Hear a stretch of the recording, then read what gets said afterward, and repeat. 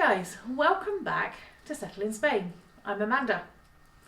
David, my husband, is actually on the other side of this room at the moment because he is here, but you're not going to see him in any of these videos because he was away for these 2 weeks. But it's great to have him back at the moment, and he's pouring me a glass of wine as we speak, which is just what I need right now after I've been editing the videos for you. So welcome back to our subscribers. We really appreciate you being here. Thank you very much. If you're new, hi. Welcome to our little world, and I hope that you'll subscribe and you'll join in and like and comment. We really appreciate you. Thank you very much.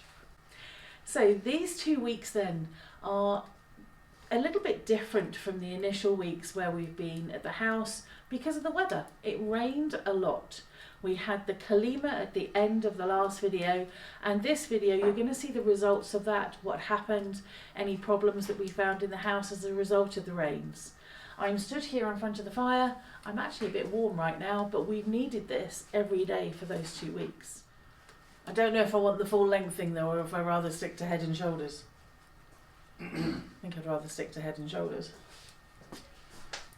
I've not got the tummy for standing next to a fireplace looking cute. So I hope you enjoy this, and I'll see you on the next one. Thank you.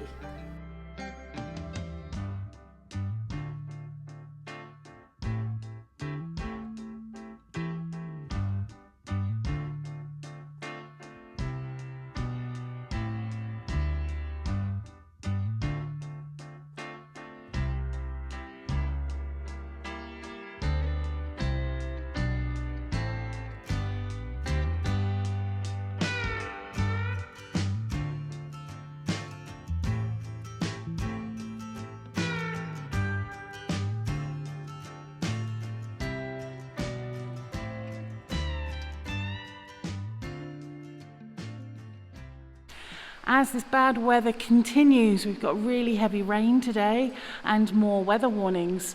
I've come now across to the warehouse and the house just to make sure everything is watertight and we haven't got any problems.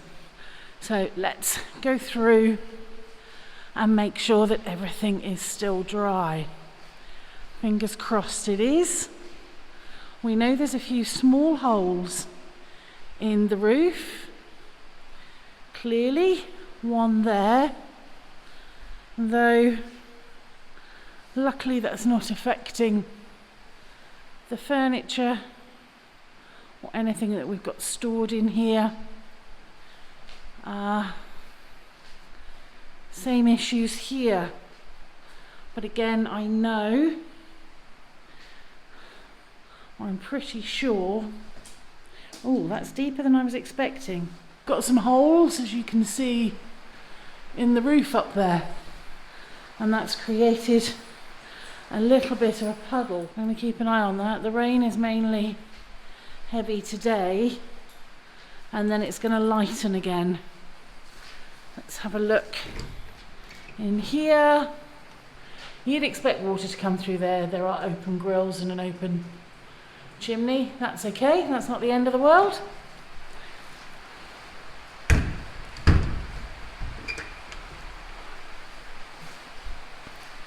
Water's come under that door, not surprising. And in here. So what we've mainly got are a few areas like this, where, if I can get the camera up there, there's a hole there you can see in the metal roofing. We think there were things attached to that roof at one point that came down further into the building, and when they've taken them out, they've left the holes. So, on our list to do at some point in the future is to patch those up.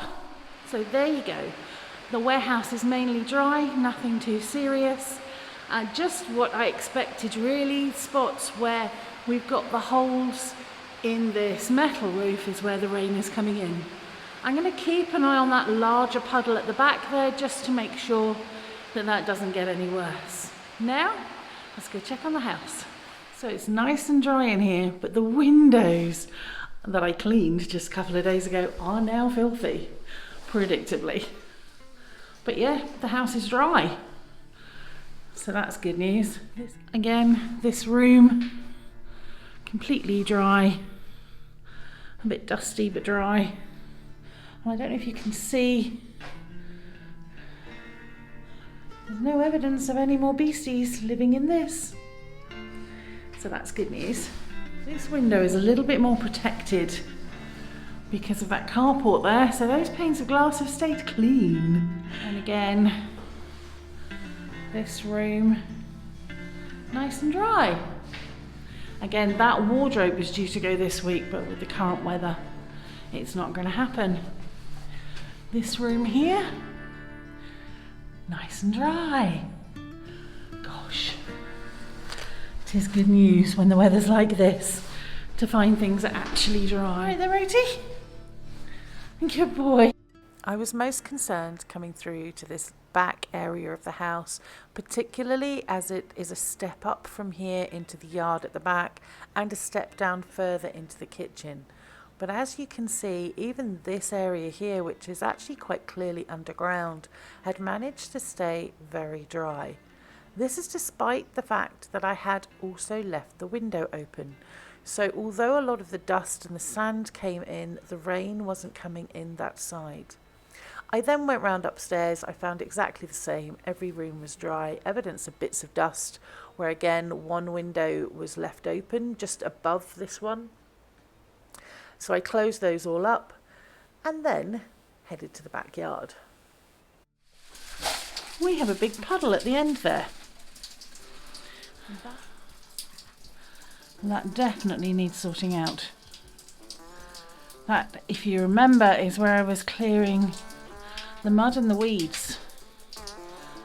And there was nothing underneath, it's just, yeah, rock, hardcore, concrete, not sure which. But that drain there is clearly blocked. And there's water collecting there, which will get into the house, I'm guessing. That room, the kitchen just to the right there, where you can see the bubbles, is below ground level. I might go and have a look at that drain now and see if I can work out what's going on, if anything. I'm just going to have to put you in the dry.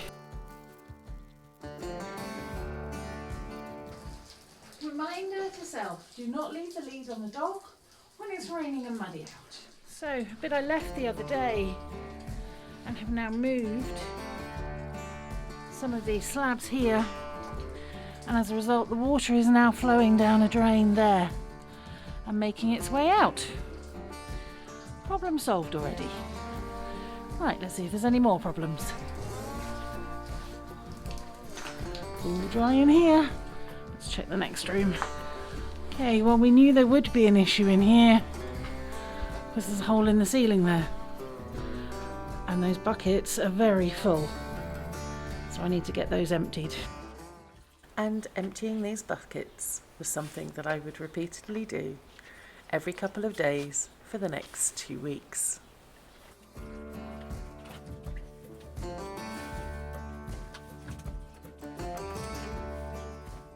Next, I decided to make use of all that wood that was stacked up next to the old bread oven. We were really short of kindling back at the rental house.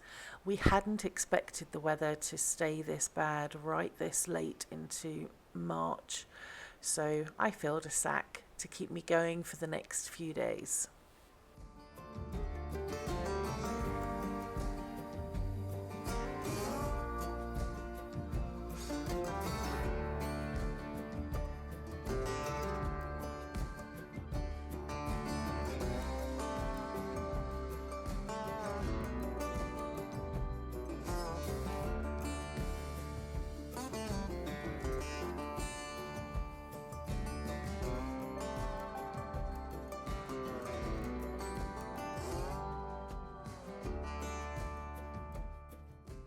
Can you see the state of those paws?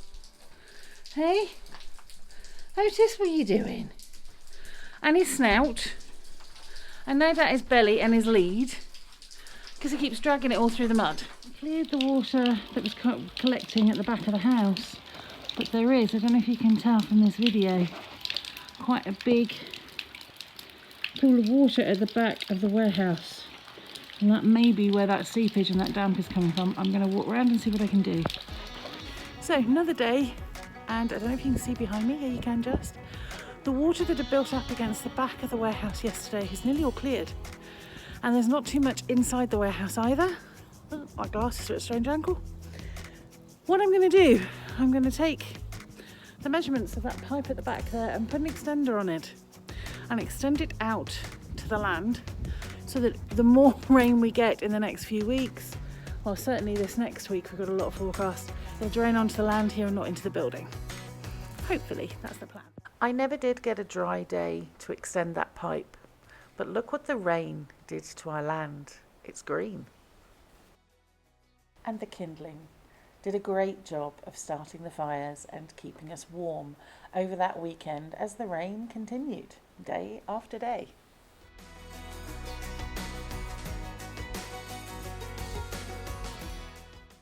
Much of my time over the next few days was spent drying off 2 cats and a dog. I soon realised that the few bits of old towel that we have are nowhere near enough for the task in hand. So, added to the list for next time we are in shopping is to go to the charity shop and get some old towels ready for next winter.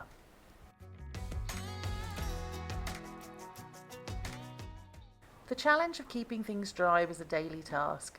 Luckily, I've still got some of those really thin Turkish towels, which even hanging inside on a damp day do dry quite quickly. So I spent most of the next 2 weeks when I wasn't working online working out how to edit these videos, how to add the subtitles, and learning as much as I could about the whole process of creating this for YouTube, whilst keeping warm, keeping the fire going, and keeping the animals dry.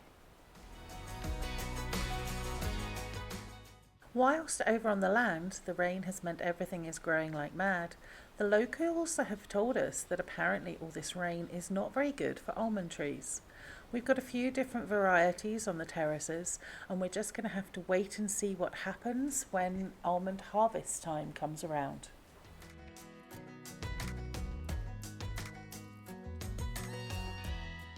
All the rain in the mountains where we were meant that the dry riverbeds, or ramblers, had turned to raging rivers in places like Arboleus and Lucinda. Just popped out to empty the bucket of ashes which collect on a regular basis, and the sun is on my face, it's beautiful, but behind me, can you see those dark clouds? We've got more rain coming. I got a little bit overexcited by the sun there for a moment, but on another note, the ash from the fire is actually really good for the land and puts nutrients back in it, and I can't wait to be putting it on our land instead of the place where we're renting. Waiting can sometimes seem like forever, but if you turn your waiting room into a classroom, you don't know what you might learn. Ash from the fire can become lye and make soap. Hi guys, oh god, look at my hair. Okay, never mind, that is what it is. So it is Wednesday, and I can't remember the date, but I'll add that in here. And I'm not at the house today. We've got high winds, we've got rain, and it's red rain. So right now the sun is trying to come out, which is quite nice. That's why the window behind me there is quite bright. So I'm over at the rental place. This is the little kitchen. You can see that behind me. It's very small. We have another unit just this side for storage, and then further down there, get my finger in the right place, there's a gas cooker that we picked up so that we don't have to use the electric that came with the place, with electricity being so expensive in Spain right now. I wanted to show you something. So you hear about this kalima, this sand that comes from Africa in the red rain. This is one of the consequences. Right, this is the cooker I don't actually use. Our neighbours are fantastic and are always giving me fruits and vegetables. This lettuce, they gave me a couple of days ago. And this is the colour of the water after giving it one wash. Every single leaf of the lettuce is coated in the mud that's come down with the rain. So I'm going to have to wash this lettuce twice, definitely. And I'll tell you a tip as well while I do that.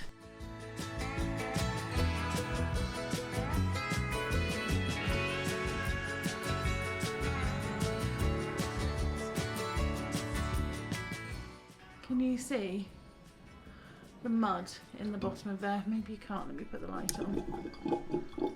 The mud in the bottom of there. Incredible, just incredible.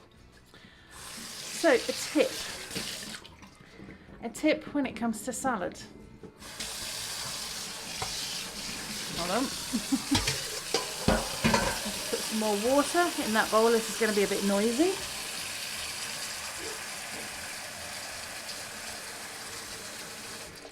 A tip then when it comes to salad is to put a little bit of vinegar in your water, which helps to make sure that any beasties that might have come in from the field are no longer there.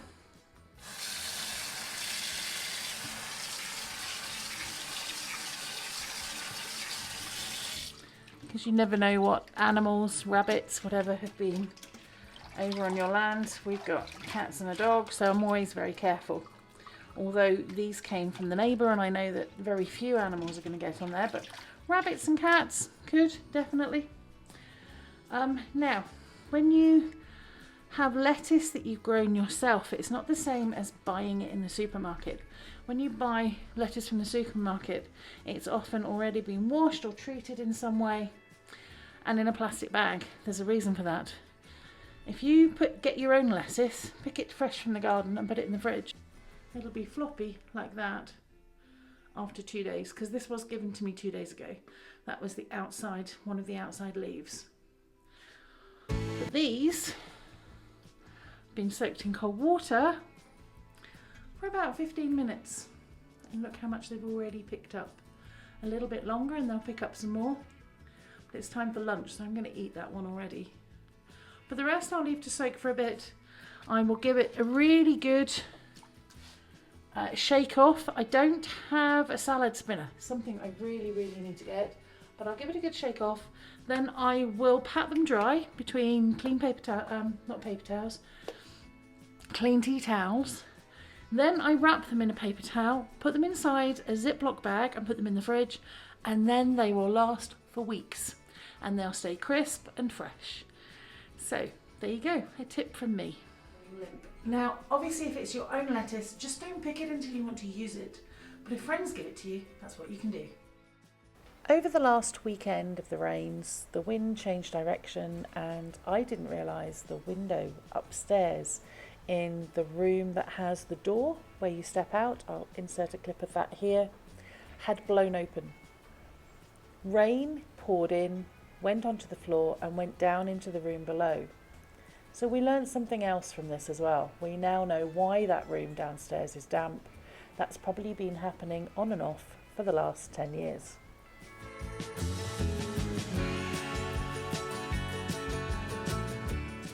I hope you enjoyed this week and seeing a little bit of the reality of what life is like here when it rains. To be honest, it's very frustrating and a little bit boring. But at least we found out that there are not too many leaks in that old house, despite the fact that it's not been lived in for so many years. Thank you. I hope you'll join us again next time when there's going to be snow, David's home, and we're going to be doing a lot more in the house. Don't forget to subscribe, like, comment and share. It really helps us, and I'll leave you with a little moment of rain.